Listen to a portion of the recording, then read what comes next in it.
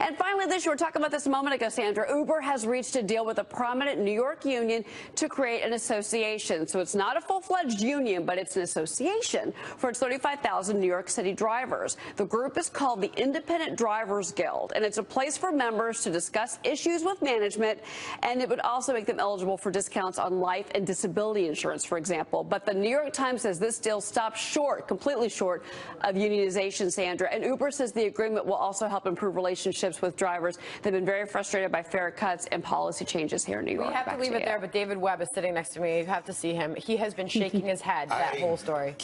Look, here's what's happening. Of union foothold, David Plouffe working for Uber, and tax revenue for the cities. Where does the driver benefit in the long run? Uber is going to be fighting this for a long time. This is driven by the drivers, though, and it's a compromise because it's not a full-fledged union. And they've been fighting this in cities around the country where they're trying to keep these drivers as freelancers and contract workers, but still placate them with, say, a $100 million settlement, which was something that really happened. But with the unions in a foothold, it's like being a little bit pregnant. When the union gets in, believe me, they're not going anywhere. This is like the tax on taxis. This is paying, and this is tax revenue for the city. It worked so well, like you were saying, with the MTA and taxis. Let's just do it with Uber and take away one of the things that made it better. But it's not a union, it's a organization. Right. Yeah. Right.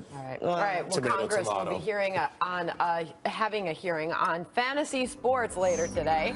Why it could mean more regulation for popular sites like DraftKings and FanDuel.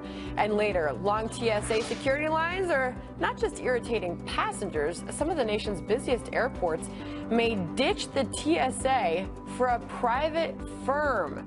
Wow, that sounds promising. All right, and don't forget to check out Mornings with Maria on social media. We're on Facebook. Search Mornings at Maria. We're on Twitter at Mornings Maria. Keep an eye out for daily polls, upcoming guests, and highlights from today's show.